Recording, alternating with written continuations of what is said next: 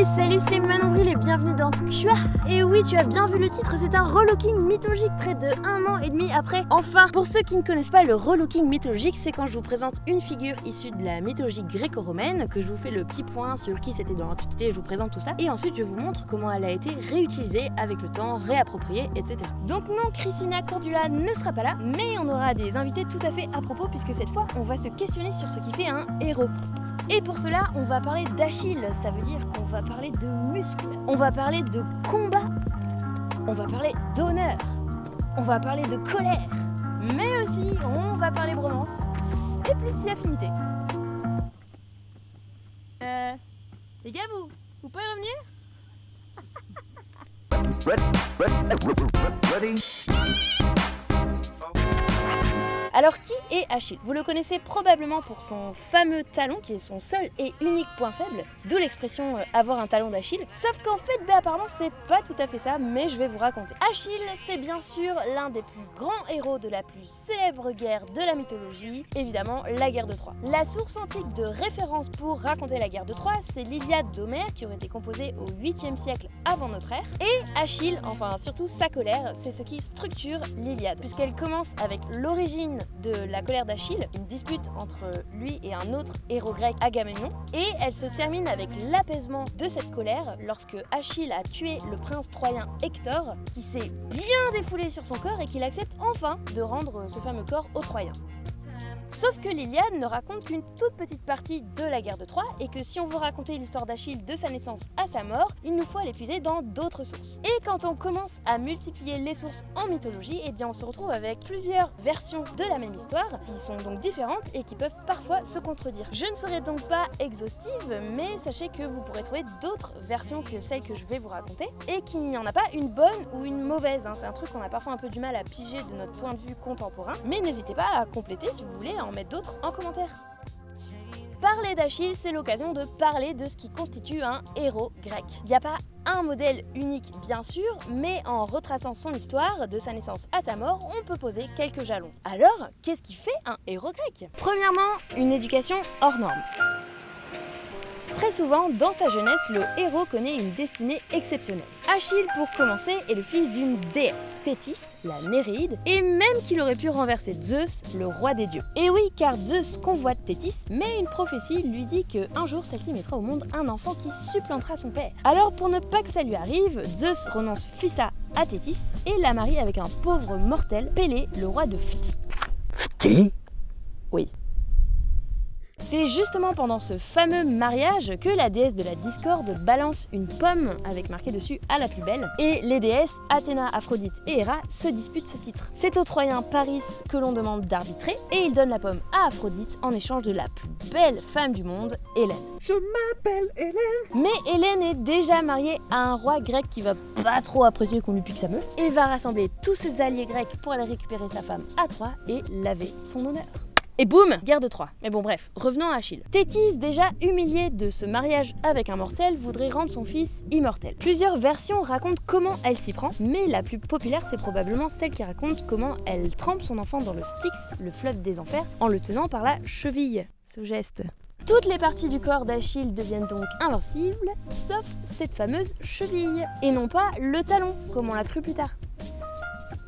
Cette confusion viendrait de la traduction du récit en latin où le mot talus est employé, sauf que talus, ça veut dire cheville. C'est vrai que c'est plus logique d'imaginer qu'elle tient l'enfant par la cheville pour le tremper plutôt que par son talon. Je me suis toujours demandé comment ça pouvait se passer quoi. Comment veux-tu ? Ensuite, pour en faire un héros, il faut qu'il reçoive une éducation digne de ce nom. Il est donc confié au centaure Chiron qui a entraîné plein de héros, et ce dernier lui apprend la chasse, l'équitation, le combat, mais aussi des choses raffinées comme la médecine et la musique. Donc dès le départ, on a un être exceptionnel, un héros qui n'est pas élevé dans une famille ordinaire, qui est super balèze, qui est cultivé et quasiment invincible.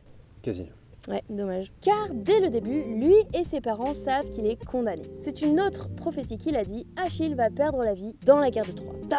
Thétis essaye pourtant de feinter cette prophétie. Alors elle cache Achille chez le roi Lycomède sur l'île de Skyros. Et pour cela, elle le déguise en fille et le planque parmi celles du roi. Enfin, il était peut-être pas si planqué que ça parce qu'il est quand même tombé amoureux d'une des filles de Lycomède, Déidamie, qui l'a mise enceinte. Cadeau bonus. Bref, enfin une troisième prophétie. Oui, bon, ça va peut-être aller les prophéties là. C'est la mythologie quoi. Une troisième prophétie dit aux Grecs qu'ils ne pourront pas remporter la guerre de Troie sans Achille. Du coup, deux héros du camp grec, Ulysse et Diomède, qui ont eu vent que Achille se trouvait potentiellement chez Lycomède, viennent le chercher. Mais ils emploient la ruse pour le piéger. Ils se déguisent en marchands et ils déballent plein de marchandises, comme ce que font des marchands. Des marchandises avec des tissus, des vêtements, mais aussi des armes. Et alors que toutes les filles se ruent sur les étoffes parce que c'est trop bien d'être une fille, Achille lui se rue sur les armes parce que c'est trop bien d'être un mec. Les couilles. et il est ainsi démasqué. Ce mythe a été interprété comme une métaphore du rituel de passage à l'âge adulte. En effet, après son initiation sexuelle, Achille est enfin prêt à partir à la guerre. Il a fait la transition entre le féminin, qui caractérise aussi l'enfance, et le masculin. Bref, tout est réuni maintenant pour que Achille soit un homme et parte prouver sa valeur au combat à la guerre de Troie. Puisque c'est ça le deuxième point qui fait un héros, sa valeur. 2. Force et charisme. Achille est un héros. Il est caractérisé par son arrêté, donc son excellence. Bon, déjà, on a dit que c'était le fils d'une déesse et qu'il avait reçu une super éducation, mais c'est aussi le meilleur des guerriers. Sa main peut donc tuer et jouer de la lyre. Parce que c'est cool. Il désigne un gros paquet de monde à la guerre que ça sert à rien de tous vous les lister parce qu'on n'a pas toute la nuit quoi. On aimerait bien aller prendre des bières. Ouais.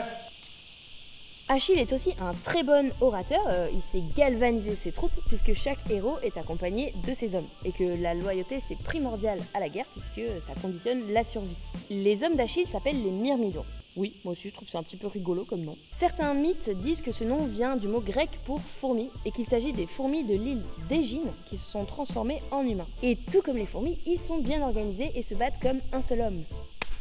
Ils sont décrits comme très violents, comme des loups en meute qui veulent bouffer les Troyens. Donc voilà, ça c'est le crew d'Achille et faut pas déconner avec. C'est des hommes qui vivent et se battent ensemble, leur serment est incassable. Parmi les Myrmidons, il y a Patrocle, le meilleur ami d'Achille, et peut-être un peu plus. Alors est-ce que Patrocle et Achille sont des amants? C'est une question qui a fait couler beaucoup d'encre. Lorsque Patrocle meurt à la guerre, Achille dit qu'il représentait pour lui tout ce qui valait la peine d'être aimé. Il dit qu'il connaît une douleur encore plus grande que s'il avait perdu son père ou son fils. C'est pas pour la famille. Mais moi, c'est ce que je ressens pour toi. Ce qui est sûr, c'est qu'Homère n'est pas explicite là-dessus, mais bon, on peut quand même relever de nombreuses marques d'affection entre les deux hommes. Dans le fond, la question c'est plus est-ce qu'ils s'aiment et pas est-ce qu'ils ont des relations sexuelles. Donc oui, sans parler de sexualité, c'est sûr qu'ils s'aiment. Et cette relation, c'est l'une des facettes de l'homosexualité dans l'Antiquité. En fait, ce qu'il faut bien se dire, c'est qu'en Grèce ancienne, on ne considère pas des personnes comme homosexuelles, mais des actes. Une personne homosexuelle, c'est une catégorie de pensée plus récente. Donc ça n'a pas forcément de sens de donner une orientation sexuelle rigide, si vous me passez l'expression, aux héros. Alors puisqu'on parle des relations entre Patrocle et Achille, on en vient justement à parler des émotions. Car oui, un héros est aussi traversé par des émotions et c'est un aspect qui caractérise particulièrement Achille. 3. Émotions et honneur.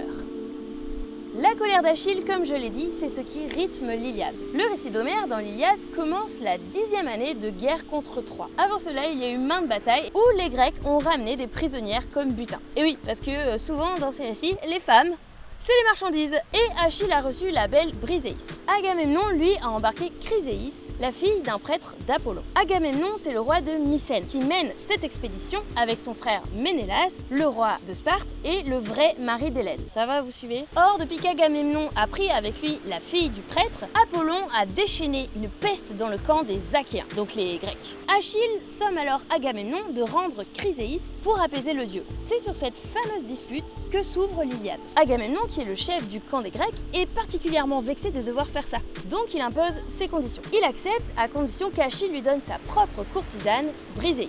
Ils se disputent un bon moment et manquent même d'en venir aux mains. Mais Athéna apparaît à Achille et le force à céder. Achille donne donc Briséis, mais il pète complètement un câble et décide que puisque c'est ainsi, il ne se battra pas contre les Troyens aux côtés des Grecs. Il se retire dans sa tente et pleure auprès de sa mère à qui il demande réparation. Celle-ci fait alors promettre à Zeus que les Grecs, donc le propre camp d'Achille, vont souffrir de la main des Troyens. Sympa le pote. La colère d'Achille est aussi grande car il est question d'honneur. Achille a des principes comme tout bon héros qui se respecte. Lui, il est venu ici pour aider ses potes, mais c'est pas sa femme à lui qui s'est barrée et en plus, il se fait humilier. En plus, la vie d'Achille est destinée à être courte. Il le sait, donc elle doit briller et il n'a pas à être humilié comme ça. Donc c'est pas le problème d'avoir perdu une meuf, hein, ça il s'en fout. Mais son honneur, c'est primordial. D'ailleurs, quand plus tard les Grecs se rendent compte qu'ils pourront pas gagner la guerre sans Achille et qu'Agamemnon envoie une délégation dans sa tente lui rendre Briséis ainsi que tout plein d'autres cadeaux, Achille refuse. Pourquoi il refuse? Ça a fait beaucoup débattre aussi. Ouais, enfin Achille, c'était surtout un gros chieur, quoi. Oui, je trouve aussi. En tout cas, c'est la mort de Patrocle qui va mettre fin à cette colère. En effet, Patrocle, devant l'obstination d'Achille, finit par obtenir l'autorisation de celui-ci d'aller se battre à sa place. Et cela en revêtant son armure. Mais il est tué au combat par Hector. À partir de là, plus rien n'a d'importance pour Achille. Il se rue dans la bataille comme un fou, tue Hector et offense sa dépouille en attachant le corps à son char et en le traînant tout autour de la ville de Troie sous les yeux des parents d'Hector, dégoûtés. Dégoûtés, le mot est probablement faible. Mais sa colère tourne au désespoir. Autant son honneur face à Agamemnon pouvait être restauré, autant Patrocle ne pourra jamais revenir à la vie. Il ne peut y avoir ici réparation et rien n'apaisera Achille. Finalement, le roi de Troie, Priam, vient supplier Achille de lui rendre la dépouille de son fils Hector pour qu'il puisse avoir des funérailles décentes. Ce n'est qu'à ce moment-là que Achille finit par céder et être apaisé. Il est touché car Priam, comme Achille, a perdu ce qu'il avait de plus cher et il ne pourra plus jamais rien y faire. En fin de compte, Achille oublie sa colère initiale contre Agamemnon, c'est ça sa véritable vengeance et à la fois son pardon, c'est qu'Agamemnon n'est plus digne de son intérêt maintenant que le pire est arrivé. Et donc il ne reste plus qu'à Achille à pleurer la perte de son ami. D'ailleurs, ça peut faire pas très viril de voir un héros pleurer. Et pourtant, chez Homère, les héros pleurent très souvent. Sur ce point, les hommes et les femmes ne diffèrent pas dans l'épopée. Ils pleurent leur mort. Alors, à partir de quand on a considéré que chialer, c'était un truc de meuf? Merde. Bah déjà relativement tôt en fait. Platon, qui a donc vécu environ 400 ans après l'écriture de l'Iliade, a dit que ça ne lui plaisait pas trop comment Homère avait traité le personnage d'Achille. Selon lui, les lamentations, ça ne convient pas à un homme de haut rang et ça doit rester confiné aux femmes. Et d'ailleurs même chez elles, uniquement à celles de bas rang. On peut donc souligner dans l'Antiquité même une évolution de ce qu'est la perception de la féminité et de la masculinité. C'est dur de dater très précisément ce changement. Certains chercheurs avancent la date du 6e siècle avant notre ère, car c'est une période où on a une prolifération des femmes se lamentant sur la céramique. C'est donc bien un truc de gonzesse depuis fort longtemps de pleurer. Hein, vous les gars, vous pleurez jamais. Ah non. Eh bien, dans la tragédie d'Homère, les larmes sont communes aux hommes et aux femmes, aux héros et aux esclaves. Donc notre héros est bien né, bien éduqué, c'est un valeureux guerrier charismatique. Ouais, enfin, il est surtout très chiant. Enfin, il a des émotions quoi. Et il faut aussi que sa mort soit spéciale. 4. Une mort sublimée. La promesse d'une vie courte pèse sur Achille comme une épée de Damoclès. Pour lui qui le sait, le dilemme se pose d'ailleurs. Rentrer et avoir une longue vie mais sans éclat, ou rester à la guerre et mourir mais voir sa renommée passer à la postérité. Après la mort de Patrocle, il se pose en effet cette question et pense même rentrer, même si en fin de compte il reste. En tout cas, l'Achille d'Homère est un mortel très conscient de sa situation et de sa vie courte. Ce n'est pas certain que Homère connaissait la version disant que Thétis essaye de rendre immortel son fils puisqu'il n'y fait jamais allusion. La mort d'Achille n'est pas racontée dans l'Iliade, mais il y a d'autres auteurs qui la racontent. Il y a bien sûr la fameuse version du talon, donc qui dit que Paris, probablement guidé par Apollon, décoche une flèche à Achille et le touche au talon et le tue ainsi. Alors je vous ai rappelé la confusion qu'il y avait entre le talon et la cheville, et dans les images antiques on peut souvent voir Achille avec une flèche dans la cheville en effet, mais aussi sur le flanc, sur le talon ou dans le dos. Donc la question de son invulnérabilité n'est pas spécialement stable dans l'Antiquité. En revanche, c'est vrai qu'on le voit le plus souvent blessé à la jambe ou au pied, mais certains ont dit que c'était peut-être tout simplement une technique de combat pour affaiblir l'adversaire en lui tirant d'abord dans les jambes, comme ça il est plus faible et ensuite on peut l'achever. Donc c'est peut-être juste cette technique qui est représentée dans l'iconographie antique. Et il y a aussi certaines versions qui disent que Achille est mort beaucoup plus connement. Il y en a qui disent par exemple qu'il était tombé amoureux de la fille de Priam, le roi de Troie, et qu'il est tombé dans une embuscade en venant négocier pour avoir sa main. Dommage, l'amour, ça nous perdra. Ouais. Enfin, en ce qui concerne la vie après la mort, certaines versions disent que Achille a été enterré sur les côtes troyennes avant de rejoindre le monde des morts où il se fait un peu chier. Ou alors il y a d'autres versions qui disent que Thétis, venu pleurer son fils, l'enlève aux funérailles et emporte son corps sur une île où Achille vit une vie après la mort de héros, plein de combats et avec plein de meufs. Les meufs. En tout cas, il faut savoir que Achille a fait l'objet d'un culte dans plein d'endroits différents en Grèce ancienne, puisque c'est ça aussi être un héros, être vénéré après sa mort. Voici donc un portrait de l'Achille antique et de ce que ça peut représenter pour les Grecs archaïques d'être un héros. Alors comment Achille a-t-il été réinterprété par la postérité? Pour y répondre, c'est maintenant que mes deux héros à moi entrent en scène. Bonjour. Testostérone. Écoute, moi je suis pas un héros. Oh.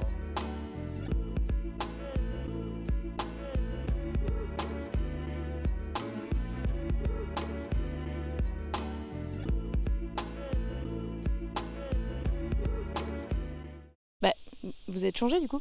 Ouais. Non. Moi aussi. Du coup, vous, ça vous évoque quoi, Achille, la guerre de Troie, tout ça? Je commence Je commence. Eh ben écoute, c'est vrai qu'il faut parler au bout d'un moment. C'est vrai qu'il faut parler. Bah les héros mythologiques sont un petit peu omniprésents dans la culture, sous toutes sortes de formes, mais Achille, on peut dire que c'est un petit peu une des rockstars, des héros mythiques. Pas juste parce que Brad Pitt l'a joué comme une rockstar, c'était vraiment la rapproche pour le 3 de Wolfgang Petersen. Achille est très présent culturellement. Au cinéma, déjà, on peut dire qu'il n'a pas été super bien représenté, ou en tout cas avec subtilité. Il y a eu beaucoup de péplums qui ont parlé de l'Iliade notamment, et dans lequel Achille était un second rôle. Il y a d'autres films qui ont mis Achille plus en avant, vraiment en tant que personnage principal. Mais globalement, Achille était soit un gros con arrogant et cruel, soit une sorte de laquais à la botte de Ménélas et Agamemnon. C'était un petit peu le cas dans le Hélène de Troie de Robert Wise en 56. Voilà, comme je parlais de la version aussi de Wolfgang Petersen de 2004, ils ont fait vraiment la démarche déjà d'enlever toute la dimension divinité du récit et de représenter en fait Achille comme une rockstar au sens actuel du terme. Il y a d'autres manières de s'emparer de la figure d'Achille. J'avais vu qu'en 2011, un bouquin est sorti qui s'appelle L'effet Achille, et c'est une autrice, quelqu'un qui a écrit ce bouquin. Une personne. Et qui dit en gros que l'effet Achille, c'est la manière dont aujourd'hui on peut imprimer aux enfants dans leur éducation une sorte de masculinité dominante et assez unilatérale, on va dire. La figure d'Achille, pendant tout ton épisode, tu as dit justement que c'était pas un mec monolithique, une figure de héros, ou en tout cas, voilà, au sens où on l'entend actuellement, c'était beaucoup plus large. Pleurer tout en étant un héros de la guerre de Troie. C'est ça. Tandis qu'en fait, dans l'imaginaire collectif aujourd'hui, j'ai l'impression qu'Achille, c'est devenu vraiment le Léonidas de service. Et encore une fois, je dis ça par rapport au film et à 300 de Miller. Pas au vrai Léonidas, je ne le connaissais pas personnellement, je sais pas comment il était, mais voilà, il y a ce truc de Achille comme figure du gros bourrin qui doit cacher avec une grosse sandale compensée son talon d'Achille, ou sa cheville d'Achille donc. Et voilà, donc ça a pas mal évolué, j'ai l'impression, cette perception du rôle d'Achille, vraiment encore une fois, sans bien représenter toutes ses facettes à l'époque, sa part sensible, justement la part d'homosexualité qui n'était pas perçue comme un truc spécifiquement homosexuel donc à l'époque, mais qui aujourd'hui est perçue comme telle, mais qui n'est pas représentée comme telle dans les films ou autres représentations d'Achille. Sauf dans la série 3 dont on va parler tout à l'heure. Au-delà de ça, et pour terminer, on peut essayer de dresser des parallèles entre différents héros de la pop culture aujourd'hui et Achille. On peut trouver des bouts d'Achille, même dans la sphère des super-héros. On peut trouver certains aspects d'Achille chez Superman, sur le côté immortel, avec son talon d'Achille qui est la kryptonite. Et justement, j'ai l'impression que le vrai pont entre les héros antiques, et donc Achille entre autres, adressé avec les comic books, c'est aussi la manière de constamment réinterpréter des personnages, constamment re-raconter les mêmes histoires avec des variantes. J'ai l'impression que le monde des comic books, enfin des comic books grand public et super-héroïques, est vraiment un petit peu à l'image de ces récits antiques à ce niveau-là. T'as cet effet que, pareil, avec les mythes antiques, t'as toute une déclinaison de mythes dès l'Antiquité avec plein de versions différentes d'un même mythe. Tout comme les comics aujourd'hui vont te faire des variations de l'histoire de tel personnage qui, depuis sa création dans les années 30-40, je sais plus, a en fait changé plein de fois de façon de mourir ou de naître ou de... Ça. Et chaque héros est un carcan, donc chaque auteur va s'emparer pour créer sa propre histoire, sa propre variation. Donc voilà pour ce que j'avais à dire. Merci.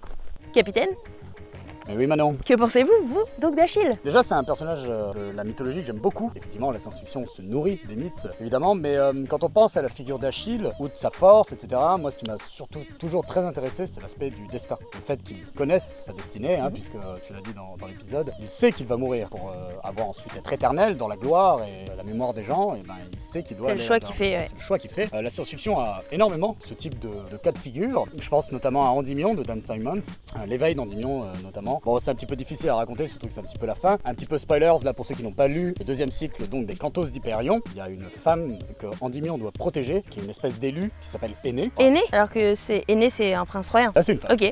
Tout simplement. Il y a un moment dans le récit où elle disparaît. C'est dans un futur très proche. Ils sont tombés amoureux et il y a un moment, pendant tout le récit, elle n'est plus là. Elle doit s'enfuir, elle doit partir. Et il la retrouvera plus tard et elle ne lui dira jamais où elle était. Jusqu'à la fin du récit où en fait elle meurt. Et par contre, lui, il retourne sur une planète, je sais plus laquelle, et en fait elle est là. Sauf que c'est elle du passé qui est venue dans le futur pour le retrouver, ok, faire un enfant avec lui, et c'est-à-dire qu'il va pas lui dire comment elle est morte, mais elle sait déjà qu'elle va mourir, puisque quand il la retrouve, elle n'est déjà plus là. Donc elle retournera ensuite dans le passé pour vivre sa vie avec lui, mais en fait, ce moment où elle n'a pas été avec lui, eh ben, elle était avec lui pour elle lui faire était un enfant avec lui en dans le fait pour faire un futur. enfant. Il y a vraiment cette notion de destinée, c'est-à-dire voilà, elle décide de faire ce choix dans sa vie. Du coup, c'est le truc de la prophétie qui s'accomplit, on peut pas Exactement. lutter contre quoi. Et vous, capitaine, juste, vous avez un talon d'Achille quand vous êtes fait uriner dessus par un Xarax là? Suriner. Uriner? Je me suis fait suriner. Uriner. Non, suriner. uriner. D'accord, Écoutez pas. je voulais juste être sûr d'avoir bien compris. Donc uriner. Non. Je disais, quand on pense à Achille dans la science-fiction, sur le personnage d'Achille, j'ai qu'un seul exemple à ma connaissance, c'est les romans Ilium et Olympos de Dan Simmons. Encore une fois, avec Dan Simmons, il y a souvent des références à la mythologie. En gros, c'est dans un lointain futur et il y a des espèces de dieux dont on connaîtra la nature après qui regardent la guerre de Troie se dérouler et en fait amènent des humains qui sont ce qu'on appelle des scoliastes, qui sont des spécialistes de la guerre de Troie et qui sont là pour s'assurer qu'elle se déroule exactement telle qu'elle a été écrite par Homère, enfin décrite par Homère et mise à l'écrit. Bref, en gros, parce que je suis donc en train de le lire, Je lui ai demandé. j'en suis qu'à 450 pages, il y en a 860 putain. Et un deuxième livre. Putain. Et en gros, c'est Zeus qui sait comment se déroule Voilà. la guerre de Troie. Oui, c'est lui C'est le seul, mais oui. les autres dieux ne savent pas. Pour l'instant, c'est comme ça où j'en suis du livre. C'est lui le tributaire de ce qui va se passer. L'idée, c'est que dans ce récit, et bien évidemment, intervient le personnage d'Achille, qui est exactement tel qu'il est. Il a été décrit dans la pop culture moderne, je dirais, hein, vraiment ce dont parlait notre ami François Tourelle, le fossoyeur de film. C'est-à-dire un personnage quand même surpuissant, digne. Mais c'est là que j'ai découvert que c'était un peu un connard. Et en lisant ce livre, je me suis dit, ah, gros con quand même. C'est un livre que je conseille fortement. Ne coupez pas. Que se passe-t-il? La musique, j'ai oublié la musique. Ah. Toute la sphère mythologique a été appropriée par la sphère notamment heavy metal, parce que c'est plein de choses épiques et incroyables dont il faut parler en chevauchant. Mais je vais surtout citer les parrains. Achilles Last Stand, le morceau de Led Zeppelin sur l'album Présence en 1976, qui est une pure chevauchée épique, longue, progressive, qui est incroyable. Voilà. Et donc, une des plus grosses originalités en ce qui concerne la figure d'Achille, c'est justement la série Netflix 3 qu'on évoquait tout à l'heure. Et ça tombe bien parce que justement, on a un spécialiste de série qui est juste là pour nous en parler. Ah bon? J'avais pas remarqué cette espèce d'environnement différent depuis tout à l'heure, à gauche du cadre. Bonjour. Salut Nico de la chaîne Pilote. Salut Nico de Pilote. Salut. Ouais, puis elle se change vachement vite quand même. Enfin bon, on n'est plus un fort accord près. Non, ha ha ha. Bon alors Nico, cette série de 3, on en pense quoi?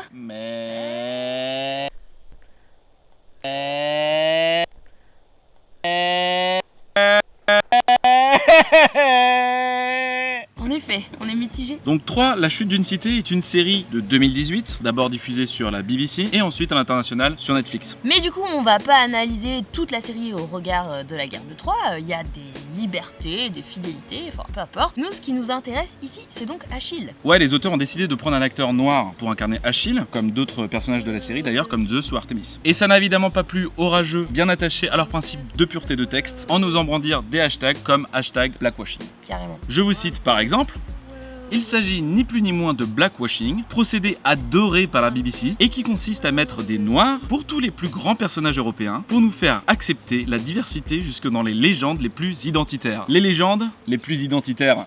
Ouais, c'est marrant parce que le passé des Grecs, c'est pas tellement le nôtre en fait. Mais c'est vrai que tout le monde veut se le réapproprier depuis fort longtemps. C'est un peu le principe de cette émission de le montrer. Alors, en bien ou en mal, pour le meilleur et pour le pire. Donc ça gueule au scandale parce que Achille est censé être roux dans le texte et que on respecte pas le texte à la lettre. Sauf que les gars, respecter le texte dans l'Antiquité, déjà ça n'existe pas en fait. Rien que pour Achille par exemple, il existe plusieurs versions de sa mort, qui est quand même un épisode un peu important. On va pas chier dans l'alcool pour sa couleur de cheveux quoi. Au contraire, dans l'Antiquité, déjà chacun se réapproprie une histoire pour la faire coller aux préoccupations de son temps ou à ce qu'il veut mettre en avant. Bidule va dire que ce dieu-là il vient de chez lui, machin va dire non, il vient de chez moi. Donc finalement, choisir un Achille noir parce que ça répond à nos préoccupations contemporaines, d'ouverture, d'esprit, etc., bah finalement c'est complètement s'inscrire dans la tradition mythologique. Et puis merde, on peut jouer avec les codes aussi. Personne n'a gueulé quand O Brother est sorti, alors que c'était une réappropriation de l'Odyssée. Une sacrée réinterprétation. Après, je sais pas si personne a gueulé, moi j'étais toute petite. Ah bah moi aussi. Moi j'avais les fenêtres fermées donc j'ai pas entendu. Il n'y a pas que ça qui a été réinterprété. Le personnage d'Achille, il est relativement sage et avisé par rapport à comment Homère nous le présente. Dans l'Iliade, Achille, il est colérique, susceptible, impulsif. C'est pas pour rien qu'on l'appelle Achille le bouillant. Chaud bouillant. Or, dans la série, on a affaire à un personnage beaucoup plus posé, calme, froid, cynique. Alors oui, certes, à partir du moment où son amoureux Patrocle se fait tuer, il pète un câble et il devient hyper violent, en effet. Mais avant ça, même dans la scène où il se fait piquer Briséis par Agamemnon, bon, ouais, ok, tu sens qu'il bouillonne un peu, il crie un coup, tu vois, mais il reste quand même bien calme et posé, tu vois. Il y a aussi la scène où il arrive à rentrer dans Troie pour aller voir Hélène et lui soutirer des informations, qui est une scène capitale dans la série et sur laquelle repose toute la tension de la série puisque Hélène trahit Troie malgré elle. Il y a toute une intrigue après avec ça. Mais ça, c'est une scène qui est très peu référencée dans l'Antiquité en fait, même s'il y a quelques textes qui parlent d'une rencontre. C'est surtout un épisode qui a eu beaucoup de succès dans la postérité. Par contre, dans la série, ils ont bien montré sa bisexualité avec un petit début de plan à 3 entre Achille, Briséis et Patrocle. Absolument. Bon, par contre, la série 3 en elle-même... Oh, c'était chiant. Bon, moi je me suis prise un peu. Arrête. Arrête. Non mais tu vois, c'était pas manichéen, personne est tout blanc, tout noir. Enfin... sauf pour les peaux. Non mais tu vois, tu balances un peu entre les deux camps, c'est ça la guerre de Troie quoi, parce que chacun a raison et tort à la fois, tout ça juste parce que les dieux ils ont foutu la merde à la base quoi. Non mais c'était chiant. Ouais t'as raison, c'était chiant. Ouais non mais ouais, c'était chiant, Et ben merci, allez, j'y retourne, j'arrive. Salut. Salut Nico de la chaîne Pilote. L'environnement a disparu.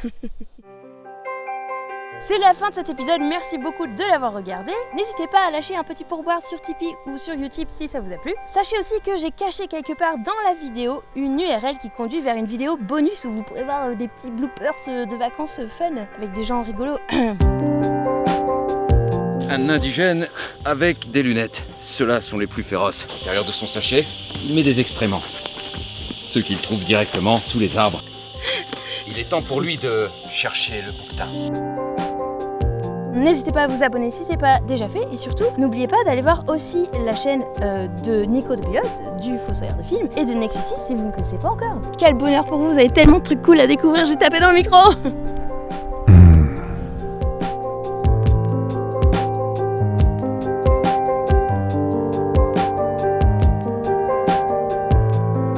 Allons gravir ce mont à présent. Bon courage. Ah putain, tu m'as mis un coup de... Ah